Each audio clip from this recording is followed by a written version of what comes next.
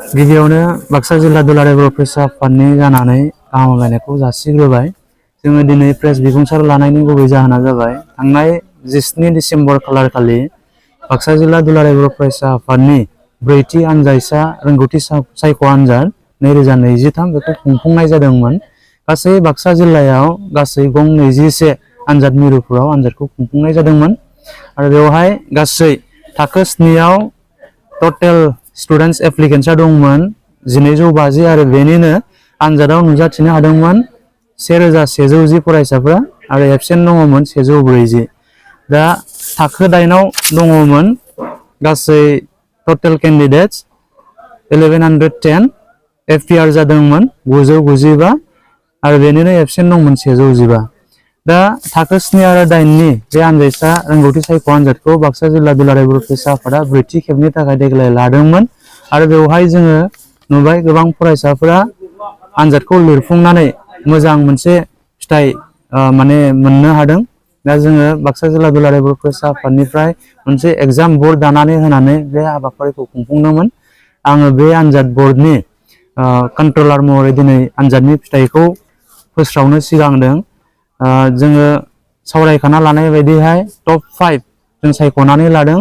दा टप 5 खौ जोङो मोननो हादों। आं मख'ना होनो लुबैबाय थाखो 7 नि जाय टप 5 पजिशन हल्ड खालामदों बिथां फरायसाफोरनि मुंफोरा फारियै फार्स्ट पजिशन हल्ड खालामदों क्रिस्टि लाहारी हाथरखि फरायसालि सालबारिनिफ्राय पारसेन्टखौ मोननो हादों 86 जौखोन्दो। सेकेन्ड पजिशन मोननो हादों अभिजित बर' नेहुरु आनसलिक हाई स्कुल बरिमाखानिफ्राय 83 जौखोन्दो। थामथि पजिशन मोननो हादों तुलसी उजिर बिरगोस्रि गार्लस एमइ स्कुल राबां आनसलिकनिफ्राय 76 जौखोन्दो। ब्रैथि पजिशन मोननो हादों जुरिथाय बसुमतारी हाथरखि फरायसालि सालबारिनिफ्राय 75 जौखोन्दो। बाथि पजिशन मोननो हादों मरमि बसुमतारी जयभद्र हागजेर बड' हाई स्कुलनिफ्राय हस्तिनापुर बिजनी मौजानि सिङाव गोग्लैयो मोननो हादों 74 जौखोन्दो। दा थाखो 7 आव जोङो 7 बेबायदि बाथि मासि मोननो हानाय फरायसाफोरखौ जोङो मख'नाय जाबाय। दायो थाखो 8 नि बाथि मासि मोननो हानाय फरायसाफोरनि मुंखौ आं मख'नो सानदों। फार्स्ट पजिशन मोननो हादों हिमा ब्रह्म जाय गेरुआ गलखालि शहीद गलक दास एमइ स्कुल बागानपारानिफ्राय 80 जौखोन्दो मोननो हादों। नैथि मासिखौ मोननो हादों श्रिया बर' इउएन एकाडेमि मुसलपुरनिफ्राय 75 जौखोन्दो लानानै। थामथि मासिखौ मोननो हादों 74 जौखोन्दो लानानै जितु बसुमतारी हाथरखि फरायसालि सालबारिनिफ्राय। ब्रैथि मासिखौ मोननो हादों हास्थाय नार्जारी हिमगिरि बड' मिडियाम हाई स्कुल राबां आनसलिकनि सिङाव गोग्लैयो मोननो हादों 72 जौखोन्दो। बाथि मासियाव एखे नाम्बार मोननाय 3 फरायसाफोरखौ मोननो हादों अनसुमै गयारी हाथरखि फरायसालि सालबारिनिफ्राय 76 जौखोन्दो। गणेश नार्जारी हिमगिरि बड' मिडियाम हाई स्कुलनिफ्राय आरो भाग्य बर' हाथरखि एकाडेमि बर'मानिफ्राय। दा जोङो गासै 8 फरायसाफोरखौ बाथि मासियाव मोननो हादों थाखो 8 आव। दा दुलाराय बर' फरायसा आफाद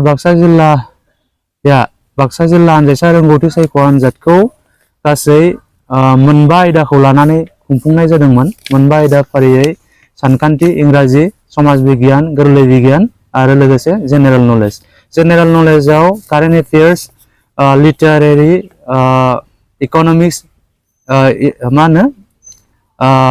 पलिटिकेल साइन्स आरो लोगोसे बेबायदिनो स्पर्ट्स कालचारेल आरो रिजनिं हिस्ट्रि बे माखासे फिल्डखौ कभार खालामनानै सोंलुखौ सोंनाय जादोंमोन आरो जिखिनि मोनब्रै साबजेक्ट बेखौ टेक्सुयेल बा बिजाबनि माखासे सोंलुखौ सोंनाय जादोंमोन।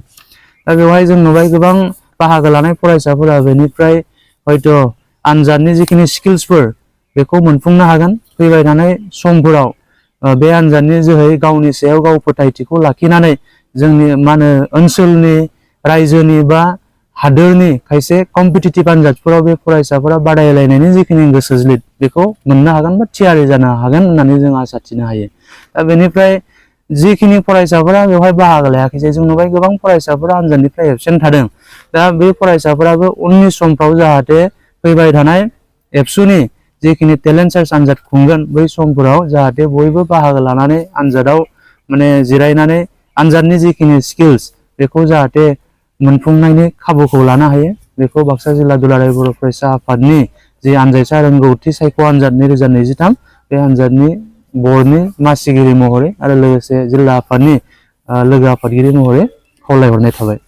जिल्ला आनजायसा रोंगौथि सायख' आनजाद 2023 खौ दुलाराय बर' फरायसा आफादनि मोनसे फ्लेगशिप मिशन जायखौ जोङो मुं दोनदों बाक्सा जिल्ला आनजायसा रोंगौथि सायख' आनजाद 2023 खौ जोङो दुलाराय बर' फरायसा आफादनि मिशन स्किल एन्ड क्वालिटी एडुकेशननि मोनसे हाबाफारि महरै बे हाबाफारिखौ बा बे आनजादखौ खुंफुंनाय जादों। दा बे आनजादाव जायफोर फरायसाया जिरायनानै 5थि मासि आवग्रिनो हाबाय थाखो 7 आरो 8 आव बे फरायसाफोरखौ बाक्सा जिल्ला आनजायसा रोंगौथि सायख' आनजादनिफ्राय आनजाद बर्ड आरो लोगोसे दुलाराय बर' फरायसा आफाद बाक्सा जिल्लानिफ्राय कंग्रेचुलेशन्स बा गाहाम हामलायनाय बावहरदों। जाय फरायसाफोरा 5थि मासि आवग्रिनो हाबाय बै फरायसाफोरखौ जोङो फैगौ 19थि बाक्सा जिल्ला दुलाराय बर' फरायसा आफादनि जि थान्दै जखनथाइ जाय बरमायाव जानो थांगासिनो दङ जानुवारि दाननि 21 आरो 22 खालार खालि बे हाबाफारियाव जोङो गांसे मान बिलाइ आरो लोगोसे आर'नाइ आरो लोगोसे राङारि अनसुंथाइनि गेजेरजों जोङो बे फरायसाफोरखौ थुलुंगा होगोन बा बिसोरखौ मान बावनो थाखाय जोङो मोनसे हाबाफारि थाम-थिम खालामदों। दा फैबाय थानाय समाव जाहाथे फरायसाफोरा थाखो 7 आरो 8 लोगोसे मिरु रोंगौथि सायख' आनजाद बे हाबाफारियाबो बाक्सा जिल्लानि सिङाव गासै गं 23 आनजाद मिरुफोराव खुंफुंजादोंमोन। दा माखासे फरायसाफोरा बे आनजादाव जिरायनानै जों मिथिगौ गोबां आनजादनि जिखिनि स्किल्सफोर बेखौ मोननो हादों। फैबाय थानाय समावबो बेबायदि फरायसाफोरा नैबे एबसुजों खुंजानाय टेलेन्ट सार्च आनजादाव जाहाथे जिरायो बेखौ आङो खावलायहरबाय।